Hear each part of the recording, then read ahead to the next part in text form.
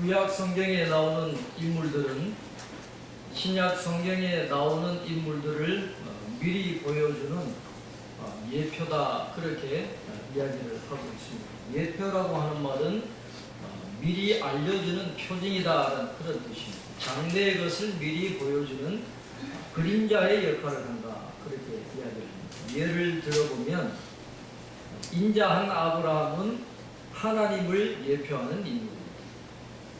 오늘 이 아브라함의 노종이 나오는데 이 아브라함의 노종은 성령을 예표합니다.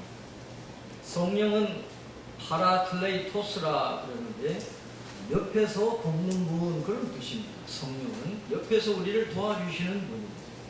이 아브라함의 노종의 역할이 뭐예요? 리브가를 800km 이상 잘 모시고 와가지고 남편인 이삭에게까지 인도해주는, 옆에서 도와주는 그런 역할을 하기 때문에 이 아브라함의 노종은 성령을 예표한다, 그렇게 봅니다. 이삭은 누구를 예표합니까?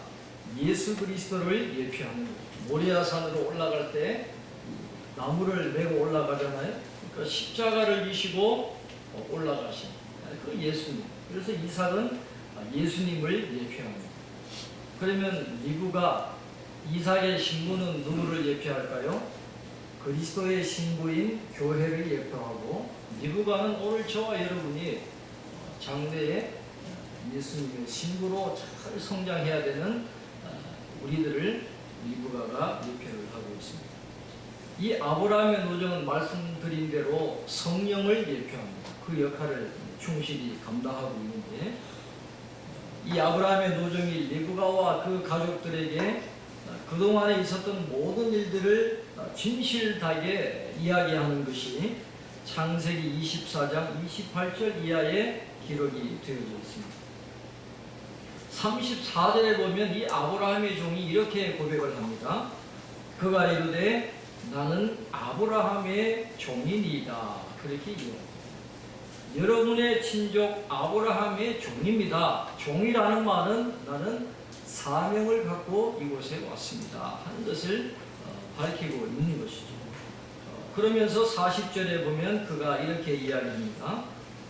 주인이 내게 이르되 내가 섬기는 여호와께서 그의 사자를 너와 함께 보내어 내게 평탄한 길을 주시리니 너는 내 족속 중 내 아버지 집에서 내 아들을 위하여 아내를 택할 것이라, 그렇게 말하고 있습니다. 그런데 내 주인 아브라함이 어떤 분이라는 거예요? 하나님을 섬기는 분이라는 것입니다.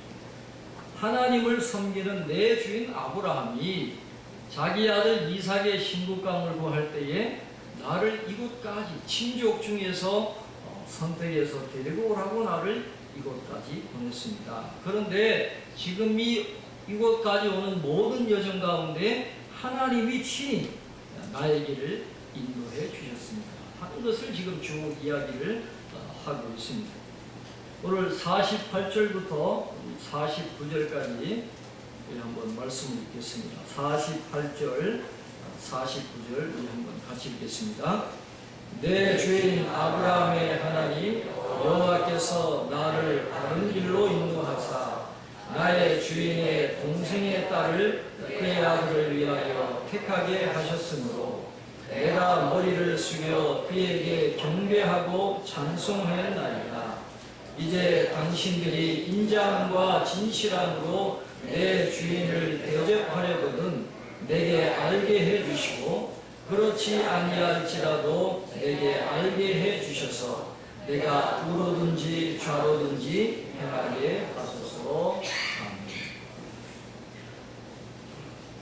오늘 이 종이 굉장히 중요한 고백을 하고 있습니다. 내 주인 아브라함의 하나님 여호와께서 나를 바른 길로 인도하셨다. 그것이 이 창세기 24장의 주제일 뿐만 아니라 성경 전체에서 발견되는 주제. 하나님은 우리의 길을 바른 길로 인도하시는 분이다 하는 것을 이야기를 하고 있습니다. 존 켈빈이 이 기독교 강주라고 하는 굉장히 아름답고 중요한 책을 썼습니다. 굉장히 두꺼운 책인데 그가 고백하기를 이 기독교 강요를 쓸 때에 그의 마음속에 늘 남아있었던 믿음이 뭐냐 하면 아버지로서의 하나님의 사랑이 그의 마음에 늘 있었다는 것입니다. 자녀가 잘 되기를 원하고 자녀의 길을 이끌어주는 그 아버지의 사랑, 그 아버지와 같은 하나님이 늘 우리와 함께하고 계신다 하는 그 믿음을 가지고 그 기독교 강요를 쓰고 있다, 그렇게 이야기를 하고 있습니다. 우리가 다 지금 그 아버지 하나님의 사랑을 받고 지금 살아가고 있고, 아브라함과 노정의 길을 인도하신 하나님이 오늘 우리의 삶을 인도하고 계신다라고 하는 그 아버지로서의 하나님의 사랑을 우리 절대로 잊어버리면 안 됩니다.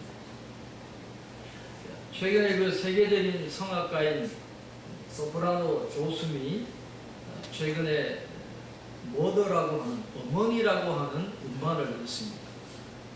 자신을 위해서 헌신했던 어머니가 지금 치매에 걸려가지고 자기를 알아보지를 못하고 딸이 누군지도 모르는 그런 어머니를 위해서 더 늦기 전에 어머니가 좋아하셨던 13곡을 담아가지고 머더라고 하는 이름으로 음반을 냈습니다. 그러면서 어머니가 헌정하면서 조수미가 이렇게 이야기합니다. 이 음반은 나를 위해서 조건 없는 사랑을 베풀어 주신 그 어머니를 기억하면서 드릴 뿐만 아니라 지금 이 시대에 조건 없는 사랑을 베풀어 주시는 모든 사람을 위해서 이 음반을 드립니다.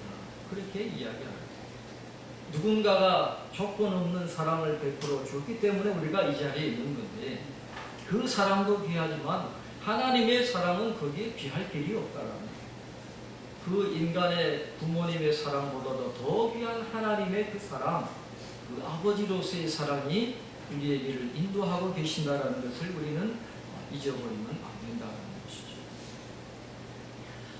이번에 그 소망교회에 새롭게 담임 목사로 청빙된 분이 김경진 목사님인데, 이분이 장신대 교수로 계시다가 이번에 소망교회 담임으로 청빙을 받아갔습니다.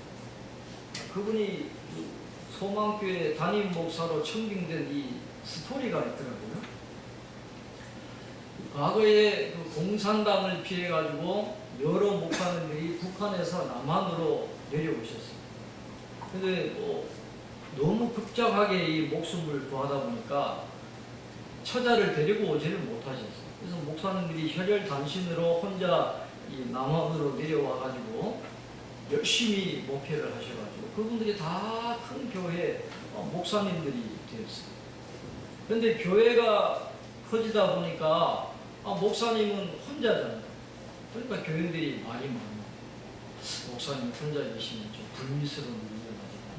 그렇게 교회가 웅성웅성하고, 그래서 이 목사님들이 한꺼번에 변호를 하셨대요. 그걸 중혼이라 그렇게 이야기해요. 재혼이 아니잖아요. 북한에 처자가 살아있으니까 재혼이 아니라 중혼을 하셨답니다. 그런데 결혼 안 한다라고 웅성웅성하던 교인들이 결혼하니까 또 결혼했다고 또 웅성웅성해요. 어떻게 목사님이 중혼을 하냐? 네? 부인이 살아 계신데 어떻게 이렇게 중혼을 할 수가 있냐? 그래서 몇 분이 쫓겨나는 그런 일이 생겼다. 그런데 하나님이 그분들을 유래해 주셔가지고 다 첫 번째 아이를 낳았는데 중혼에서 낳은 아이들이 전부 아들이라는 거예요. 전부 아들을 주셨고 또 그 아들들 중에 이 목회자가 된 분들이 굉장히 많은데 김경진 목사님이 그 중에 한 분입니다. 그 김경진 목사님의 아버님이 교회 목회를 잘 하셨는데 중혼했다는 이유로 교회에서 쫓겨나게 됐어요. 그래서 이분이 뭘 했느냐 하면 고아들을 아껴놓고 설교하는 사역을 하셨답니다. 고아들을 돌보는 그런 사역을 했는데, 이 김경진 목사님도 고아들과 함께 자라난 거죠. 그런데 어느 날 성탄절에 이 아버지가 그 고아들에게 선물을 하셨는데, 이 빨간 잠파를 고아들에게 하나씩 다 주더라고요, 선물로.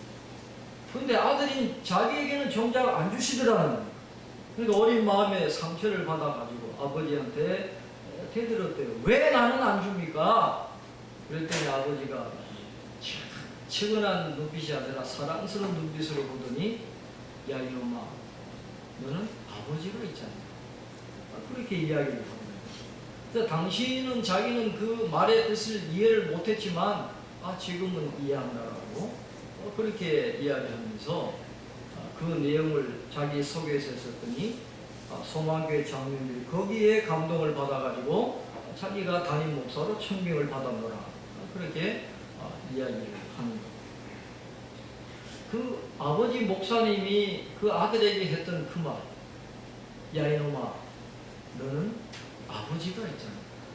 그것만 끝나는 거죠. 뭐 빨간 점프 그게 뭐 대수겠어요? 아버지가 계신다라고 하는 거예요. 그 아버지의 사랑을 받고 그 아버지의 도움을 받아 살아간다는 것, 그것보다 더 위로가 되는 말이 어디 있겠어요? 오늘 가정의 달을 맞이해서 우리가 온 세대 연합 예배를 드리고 있습니다. 우리 가정에 가장 필요한 은혜가 어떤 은혜일까? 제가 한번 기도하면서 말씀을 준비하면서 생각을 해봤습니다. 지금 우리나라가 많은 변화를 겪고 있습니다. 1세대, 1인 세대 가구가 점점 늘어나고 있고 이제 결혼하지 않는 젊은이들이 많이 늘어나고 있습니다. 굳이 결혼할 필요가 없다는 젊은이들이 많이 늘어나고 있고 결혼을 하더라도 이제는 아이를 안 낳는 가정들이 또 그렇게 많이 늘어납니다. 그리고 이혼하는 가정도 굉장히 많아요. 그리고 결손 가정도 굉장히 많습니다. 이제는 전통적인 그런 가정의 비율이 점점 떨어지고 희귀해지고 있는 그런 시대예요. 전통적인 가정의 형태가 깨어지고 전통적으로 중요하게 생각했던 그 가정의 가치관이 무너지고 있는 그런 시대를 우리가 맞이하게 되었습니다.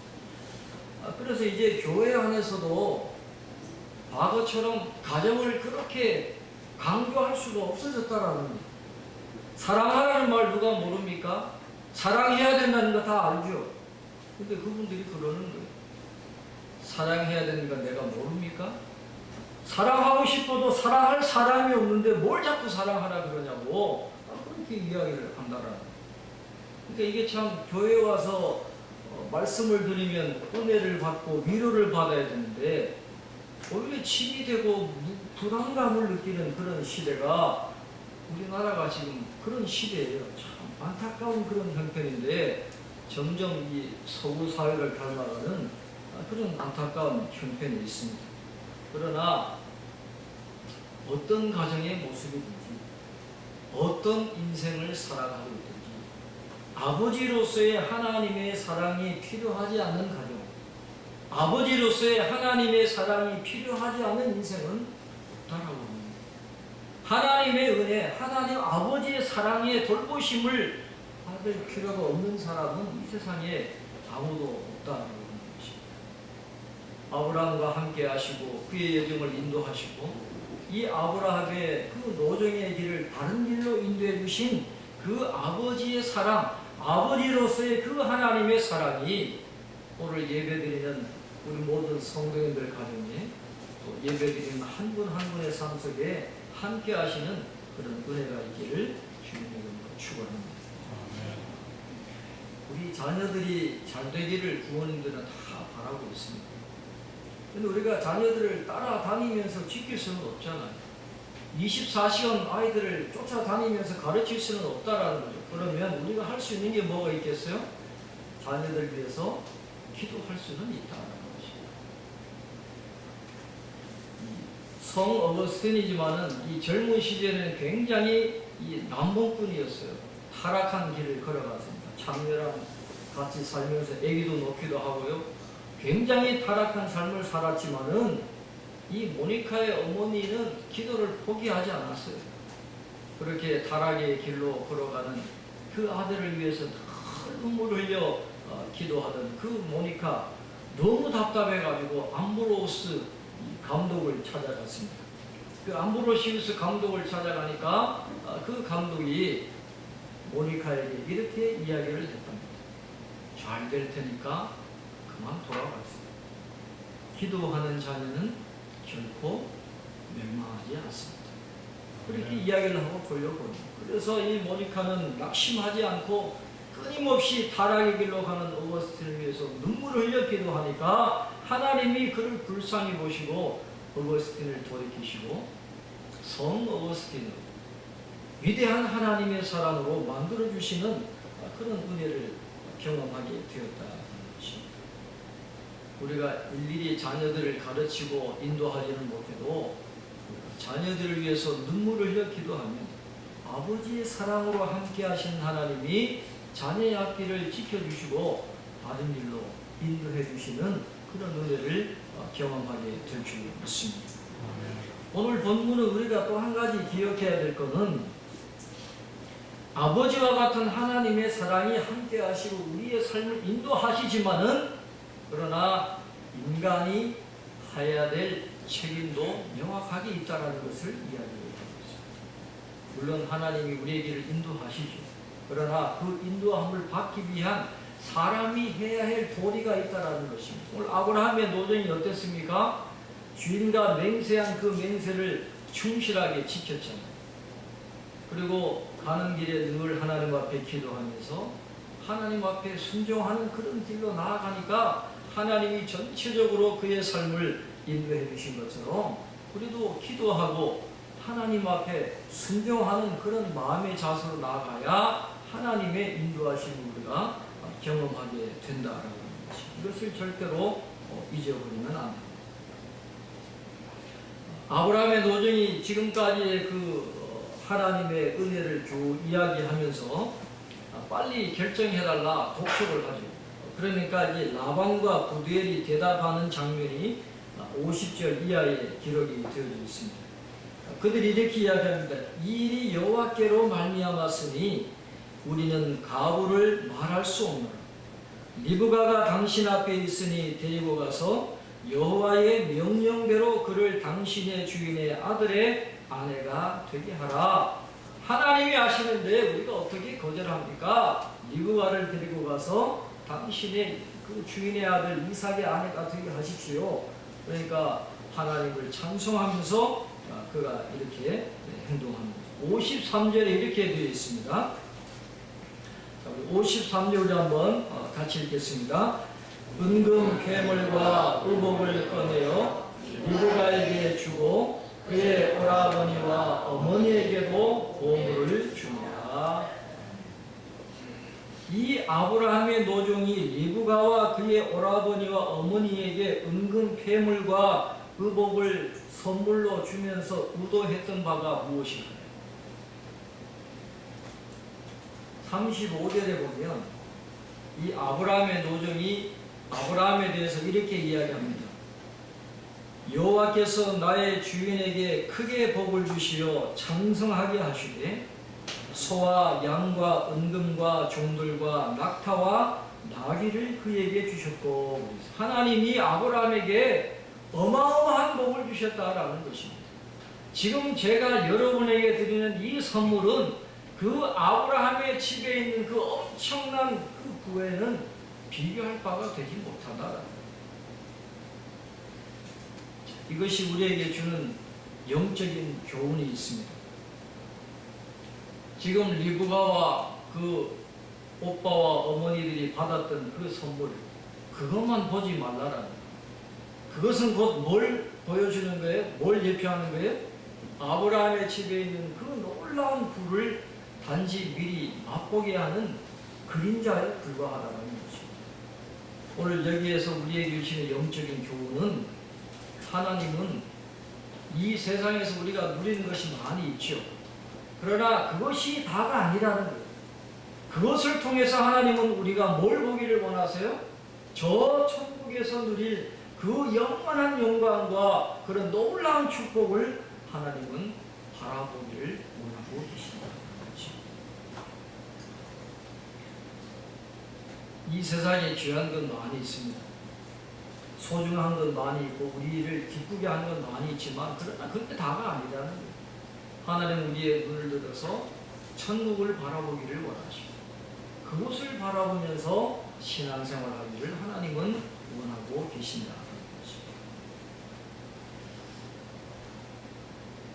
소망의 집이라고 소망교회에서 어려운 분들을 위해서 지은 집이 있는데 그 집을 짓게 된 사연에 이렇게 소개된 적이 있습니다.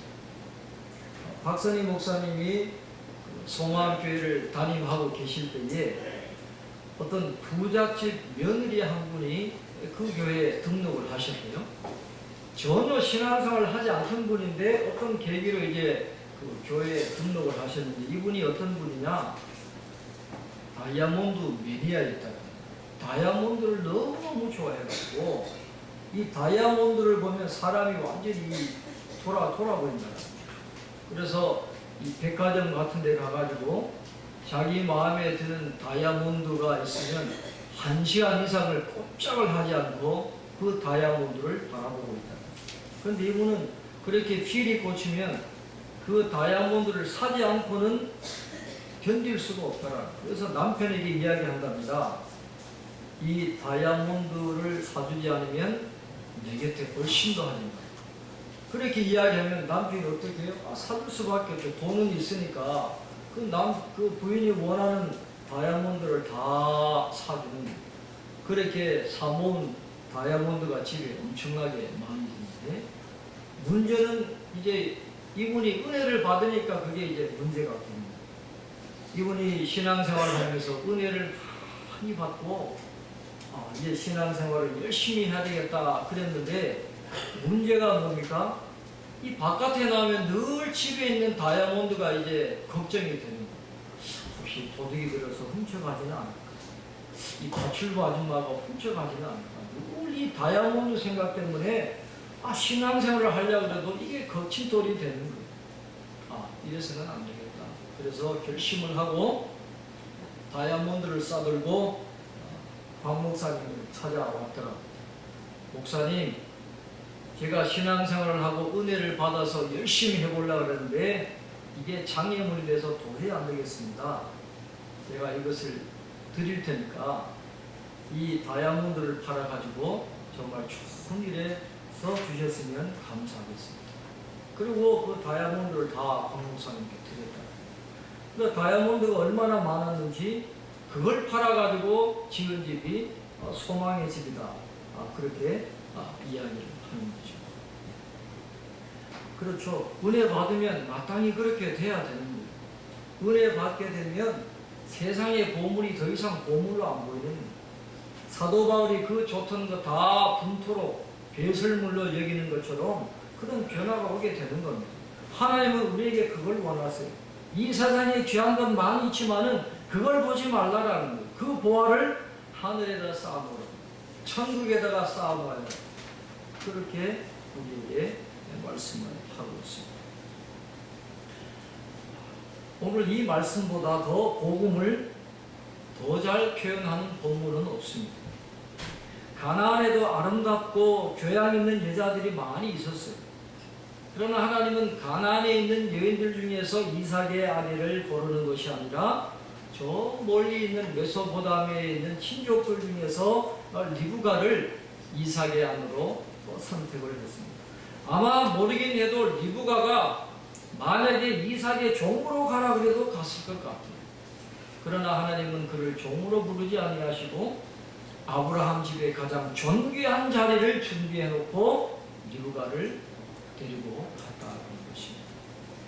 여러분, 하나님께서 우리를 천국으로 부르실 때 우리에게도 그런 은혜를 주신다. 존귀한 곳을 준비해 두시고 우리를 천국으로 인도해 주신다는 것입니다. 요한복음 14장 1절로 3절에 보면 너희는 마음에 근심하지 말라. 하나님을 믿으니 또 나를 믿으라. 내 아버지 집에 거할 곳이 많도다. 그렇지 않으면 너희에게 일렀으리라. 내가 너희를 위하여 거처를 예비하러 가노니 가서 너희를 위하여 거처를 예비하면 내가 다시 와서 너희를 내게로 영접하여 나 있는 곳에 너희도 있게 하리라. 주님이 우리를 위해서 하늘에 좋은 거처를 마련해 놓으셨습니다. 리브가를 아브라함 집에 가장 존귀한 자리로 이끌어 주시는 것처럼 하나님은 때가 되면 우리를 천국 가장 존귀한 것으로 우리를 인도해 가신다는 것입니다. 그래서 이 창세기 24장 본문은 이제 리브가에게 결단을 요구합니다. 지금 누리던 좋은 거 다 버려두고 이제는 아무도 알 수 없는 곳으로 따라가야 된다는 결단해야 된다는 것입니다. 이 아브라함의 종은 단순히 좋은 소식만을 전해주려고 온 게 아니라 결단하게 하고 그를 데리고 가기 위해서 리브가에게 따라가는 것입니다. 하나님은 오늘 우리에게도 결단을 요구하세요. 이 세상의 보화를 쌓는 삶을 살아갈 것이냐, 아니면 천국의 보화를 쌓아두는 삶을 살아갈 것이냐. 하나님 우리에게 결단하게 하십니다. 오늘 우리에게 하나님께서 이 아브라함의 노중을 통해서 보여주신 것처럼 이 세상의 것이 귀한 것이 아닙니다. 천국에 더 귀한 것을 예비해 놓으시고 우리로 하여금 그것을 바라보면서 남은 생에 믿음의 길을 걸어가기를 하나님은 원하십니다. 그러면 하나님은 우리를 끝내는 저 천국의 어린 양의 혼인 잔치에 우리를 인도해 주실 것이고 이 땅에서 믿음의 삶을 산 만큼 영생의 멸류관을 주시고 귀한 상급으로 우리에게 충만하게 내려 주신다는 것입니다. 우리 가정의 달을 맞이해서 모든 가정들마다 아버지로서의 그 사랑으로 함께 하시는 그 하나님의 사랑이 함께 하시기를 바랍니다. 우리 모든 믿음의 가정들이 천국을 바라보면서 귀한 믿음의 길을 전진해 나가는 그런 은혜를 누리시기를 주님의 이름으로 축원합니다. 기도하겠습니다.